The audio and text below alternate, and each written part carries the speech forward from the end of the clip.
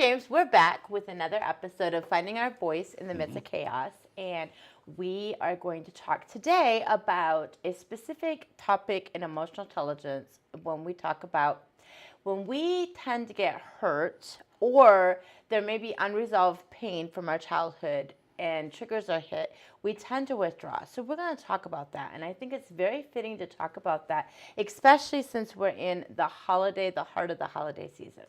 So let's talk about the pros and cons of withdrawing. Yeah. What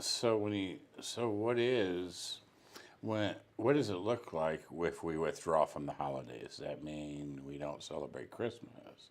No, James, we're talking about withdrawing in relationships. It has nothing to do with the holidays. Oh, okay. We are talking about this conversation. I like the Christmas gifts. But yes, in this season, it just tends to bring our grief out more. But we're not necessarily talking about withdrawing from holidays. We're talking about withdrawing from relationships. So, for example, when I'm in a relationship with a person and there may be some words said that can be very hurtful, if that very words that are very hurtful hit an unresolved pain within myself, then I will tend to pull back and I will look at that person as being toxic, right? And so we're going to talk about there are people that can be toxic to us. People aren't toxic. It's just people can be toxic to us, right? But then there are those times when we tend to withdraw from a healthy relationship simply because it's actually unresolved pain that we may have misunderstood, or the communication may have been intended one way and it was received a different way, if you understand what I'm saying. We were just talking about that this morning. We really are not responsible for people's intentions, right? We're not responsible to read people's hearts, quote hearts. But there are times when we tend to read behavior, or we may take words that are said, that has been stated, and we tend to withdraw from those relationships. Yeah, and I think there's times I can see in the holidays where it could be at church or family reunions where words could be said, and my feeling would be they're very insensitive. Yes, very good word. Very good word. They don't get where I've been, or they don't understand. They're insensitive by saying that. And I really like that, James, because going back to what we're talking about, withdrawing from the holidays, there may be a tendency to withdraw from the holidays this year because we may have an uncle or some kind of relative that it tends, whenever we're around that person, they tend to be insensitive. So is that us, or is that the actual person? Yeah, with my experience, my first thing, I would believe it's them, based upon the rawness when I came out through deep pain. I feel it comes from me, because when I lost my daughter, the world should stop. I need time to grieve. Why is people going on? For instance, there's one time over Christmas, soon after my daughter was diagnosed with cancer and a death sentence, it was a Christmas pageant, and all the kids were celebrating, and they're all happy and all the joy, and I just had to leave. I can't deal with this. I just lost my daughter. All those memories flooding back when my daughter was small age, all those things. This is wrong. They shouldn't celebrate this. And it's also on Facebook. I always have a hard time. Somebody shares a deep pain, and then there's something fun on it. And it's sort of like, it's, for me, what it feels like, nobody cares. Nobody gets it. The world needs to stop for me. So perhaps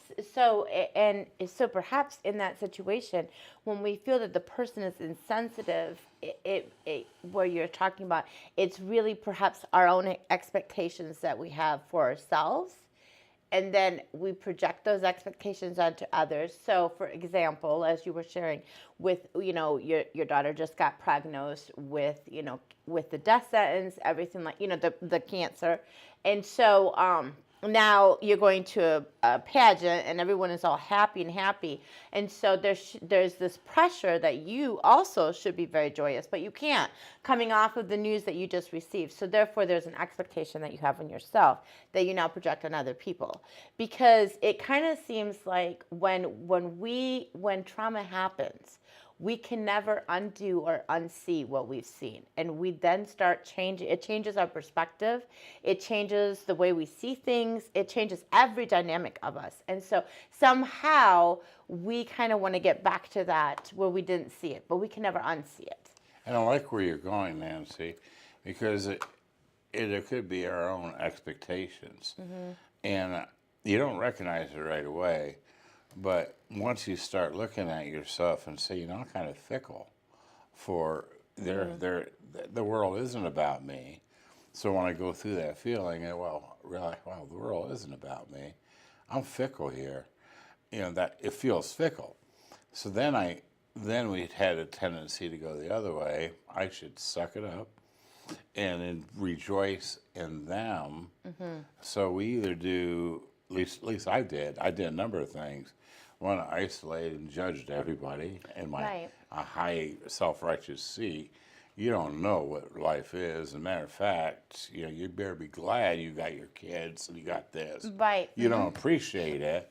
Or then once I get hit with that truth that I'm being very selfish, then I say the other end, I need to participate, and I better be shining the great flag. I'm going to rejoice for you that you still have your children, yes. And I don't. Yes, and now I go all the other end. But there's a part, exactly, so we can miss ourselves in both of those. Well, and what is that self-care? What happened? Healthy self-care. What happened, James, is you actually found the center. And the center is really giving yourself permission to withdraw for a short period of time. Withdraw and allow yourself to feel those emotions. Being present in those emotions instead of exactly on the one end you're talking about you are suppressing them. That's where you're trying to be joyful with everybody else. And on the other end, you're accessing them at a high level because this is joyful and it's just magnifying your own loss. So either way, you're not really being present in those emotions. And each emotion, when we become present in those emotions, each emotion has information that they have to tell us that something's wrong, or another piece. It's basically a piece of the puzzle that we can see putting together. So one of the things that you taught yourself in extremely important in self-care is being present in those emotions, allowing yourself to withdraw, to give yourself permission to be present in those. And in simple lame terms, allow yourself to grieve. Yeah, and I like to call without shaming yourself. And I like to call it a watershed, to where you give yourself to step back, and whether you be stepping back from responsibilities, stepping back from certain events at this point. I may not go to the Christmas event this time because I recognize that I need that space to grieve. Understanding your emotional capacity. Yeah, definitely emotional capacity, because I've been in those times, and it's not fair for everybody else, and not fair for me, we're both over here, and why aren't you feeling this? Right, and I think the word is beneficial. It's not beneficial for either one of you. Yes. Yeah. And I like the word watershed, because it just gives me. It's not a watershed isn't an excuse. It's just something that happened that we do need to take time away. Give yourself a space. It creates a space. That's what watershed creates, that space, so I can feel and go through. And yet, not at the same time, because the last thing, we know the words hurting people hurt other people. The last thing any of us want to do is hurt each other. That's not in our nature. Right. But in those, what I would call, when we're sensitive, if we get cut, or we get a cut here, that's sensitive, and it needs time to heal. Or if I keep on hitting it, it doesn't heal. Well, and that's really what happens in going to the cut. When you get cut physically, when you get cut physically, all your energy is going to go to that cut to basically heal that cut. It needs to be healed. We do the very same thing when trauma happens, is the very same thing. All of our energy goes to that trauma. We need to heal it. And there tends to be, from a physical perspective, we know very clearly that this here cut needs time to heal. From an emotional perspective, we tend to forget it needs time to heal. And so we tend to, the physical, you're never going to try to, rush. If you have a broken leg, you're never going to try to rush that heal, right? Because you know very clearly, if you try to rush it, all you're going to do is make it worse. It's the same thing from emotional perspective. When trauma happens, you can't rush the healing. There's a process for healing, and there's a journey to healing, but you have to allow yourself that props. You have to give yourself that permission. And unlike, physical, sometimes I went up to one person and I usually slapped them on the arm. And of course, you don't think it's going to bother a person. Well, if they just still have their own and I don't know about it, that's going to hurt the person. The same thing in emotions. You might say something, exactly where we started here. You just slapped on the arm, they just got through surgery, and they're going to respond, and it's like both of us are going to now have that awkward moment, right? Right, and so that kind of goes back to where you talk about hurting people hurts people. That's not necessarily true. What I mean by that is, exactly what you just got done saying. Somebody doesn't have to be hurt to hurt you. Right. It is because our emotion is so raw, because our trauma is so raw, that just any kind of words can actually be hurtful and may not be intended that way. It may truly come from a fact that someone wants to be uplifting to you, and it can be received as damaging. So there is this, we tend to, and I tend to believe that when we say hurting people hurt people, I tend to believe that's something that we hide behind. Because we want to try to, again, just justify versus taking the process of actually healing. Yeah, and I like where you're going with this, because there's a $1 million question that we always have therapists in this, and I'm going to hang on to that. But there's a part that we have a word now called offending. Don't offend. We seem to get offended really easy in the culture that we are today. We use the word offending, and so we would think, they're thin-skinned, we get offended really easy if we don't politically say something. And I think where we went last week was on empathy and all that, but before we hit that, I'm thinking of the question, how long, and this, like I say, this is a trick question, it's $1 million, how long do we stay in the watershed? What's healthy? And how do we know when to get out of the watershed to where we can end up staying there and never come out? Because once we go, because that's the greatest fear I had, if I go there, am I going to come out of that? How do I get out of that when I start feeling the intensity of the feeling? And see, James, that's a really good question for a therapist. I'm not a therapist. But I'm going to answer it from an emotional intelligence point of view. Okay. Because again, I'm not a therapist, so I'm not licensed therapist. I didn't mean I'm not to set you up for that. No, but I know the audience I has will answer it from an emotional intelligence perspective. So this is emotional intelligence perspective, not a therapy perspective. Everyone says very clearly, loss, right? When we have loss, everyone says very clearly, I can't go there because I will never come out. I'm overwhelmed, right? Yeah. When we access sadness at a high level, we become overwhelmed, okay? The information we receive from sadness is loss. And when we access our emotions at a high level, or we access our emotions at a low level, we don't receive the gift. And the gift of sadness is sensitivity. So when I tell myself that I'm not going to allow, I need to block this because I'm not going to be able to come out. Okay, from emotional intelligent standpoint, all right, by not allowing myself to access that sadness, okay, I will never, that sadness is always going to be at a high level. Whenever, because our emotions come out. With or without our permission, our emotions come out.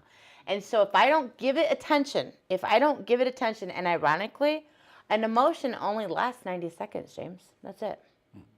So from an emotional intelligent point, it's being present, allowing ourselves to access that emotion and being present in that emotion. does not mean calm. And see, tens of times we tend to believe that, emotional intelligence is being calm, being composed, being, rational. Does not mean that. Does not mean that at all. From a neuroscience perspective, all emotions do is they're the bridge between logic and our heart, correct? So when I'm accessing, so I have a sadness, okay, I experience a loss. I'm going to tell myself I can't go in there because I'm going to become overwhelmed, right? Well, you're already experiencing sadness at a high level. You're already there. You're already there. You're already experiencing it at a high level. When you use the word overwhelmed, because that's sadness at a high level, correct? Mm-hmm. So how do you get sadness to become balanced? You become present in that sadness. You really embrace it. What we talk about in emotional intelligence, what we talk about being in self-awareness, correct? You really embrace that emotion. And then you ask yourself, what is this emotion trying to tell me? What does that look like, Nancy? I like the word embrace. I understand what it means, but what does that application of that look like in the midst of it? Okay, so what that looks like is instead of trying to suppress sadness down, because when a loss happens, okay, that is a loss. Okay, it's a loss. Whether that's job, whether that's grief, it can be a loss of a person, it can be a loss of a dream, it can be a loss. Loss is a loss. Okay, it could be a pet. It doesn't matter, right? It's a loss. And when you say I can't allow myself to go there because I'm never gonna come back out. I'm overwhelmed. Okay, you're already accessing that emotion at a high level because you're overwhelmed. It's overwhelming. So when you go in, instead of fighting it, you go in and you just allow yourself to be present in that sadness. Just be present. Yeah, because my tendency would be, well, no big deal. I'll just get another job or get another right, pet. But here's the thing: if you don't feel that, and if you don't actually embrace that loss, and you suppress it, okay, say it's a dream, you suppress it. So it's more identifying. It's identifying. Yeah. It's going in and totally because naming if we suppress the emotion, yes, it's naming it. Because if we suppress the emotion, we suppress the information the emotion is trying to tell us. So what I'm hearing is naming it, and then do we embrace? So let me give you an illustration, James, of how this would work. Okay, if you accidentally touch a hot surface, okay, are you gonna suppress that and say, "Oh, I didn't touch a hot surface," and you're gonna keep touching that hot surface? No, that'd probably be using words. That's the same thing we do when we suppress our emotions. Okay. When you touch that hot surface, you're gonna say, "Whoa, that's hot." Name it, right? Mm-hmm. That's telling your senses you don't ever want to put your fingers there again, right? I'm going to make a choice different. There you go. That's the same thing with emotions. When we suppress emotions, it would be the same concept of you're just going to continue to touch that hot stove. Well, who does that? Unless the people that I know that, have a religion of stepping on coals. That's a religious thing. That's not accidentally. Again, nobody asks for loss, right? Do you deliberately ask for a loss? No. That's what I'm saying. So sadness is going to tell you that there's a loss, right? So that's what I'm saying. It's accidentally touching a hot surface, and you're not allowing yourself to say, "Whoa, that's hot." So you're just going to continue to touch that. That makes no sense. It's the same thing with being present in that emotion. We don't ask for a loss. Life happens. It happens. And so we need to be present in an emotion. I get that. So that is from emotional intelligence. Again, I'm not a therapist. But I am bringing it from an emotional intelligence point of view. And so, we really can't put a time frame or a metric or when we're through. We can just go through. Well, when you start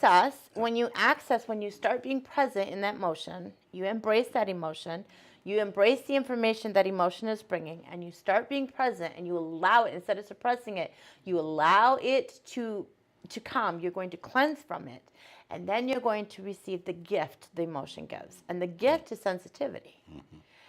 And sensitivity pours into empathy. Where again, if I'm aware of my own, if I allow myself to feel my loss, okay, and I've really been there, I'm going to now allow others to experience their loss, correct? I'm going to be sensitive to that other person's loss. But if I'm suppressing mine, I'm going to be expecting them to suppress theirs.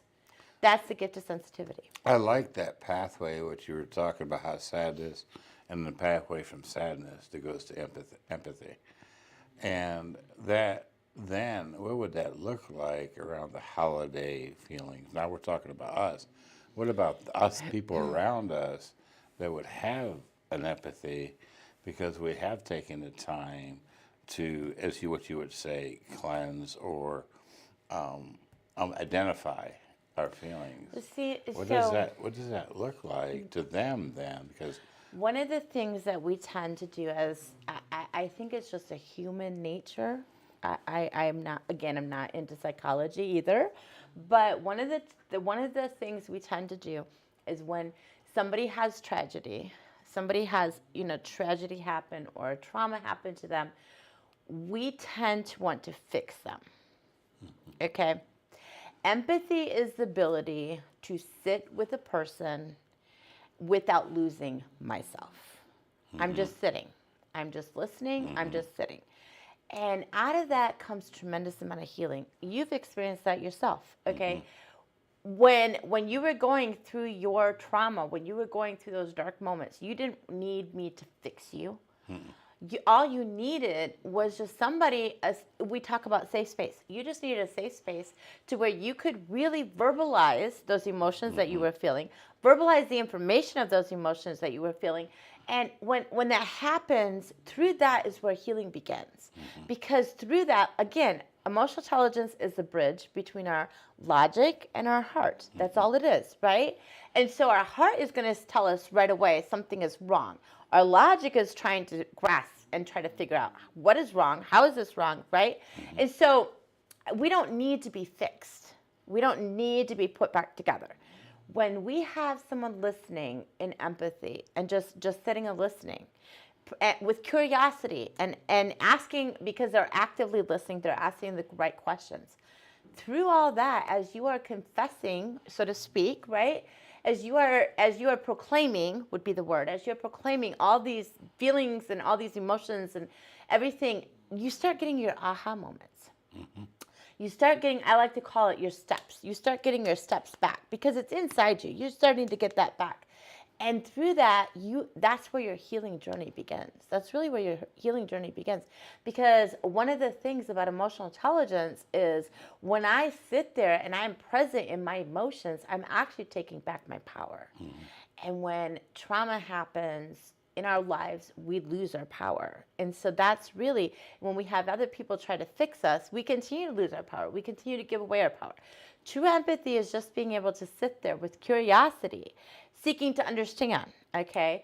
Asking the right questions, and then through that, your healing journey begins. But more importantly, you start taking back your power. You stop feeling powerless. You stopped feeling powerless. You started feeling like, you know what? Your joy. You started feeling joy. What is the information of joy? Confidence. And so sadness and joy go together. They really are. They go together. So when you have someone who sits there with you in empathy, just to, again, they don't lose themselves. They're just sitting in curiosity and actually listening, asking the right questions, or just allowing you to basically be bouncing things off. You tend to get your power back.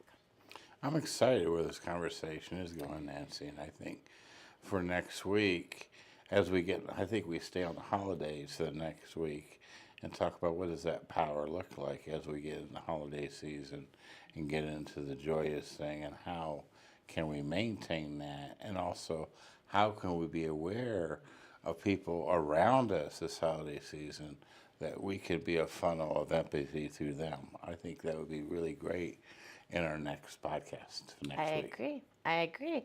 And again, as always, if you would like to be a guest on Finding Our Voice in the Midst of Chaos, go to orangeroseservices.com, fill out the Contact Us form, and we would love to hear from you. Awesome.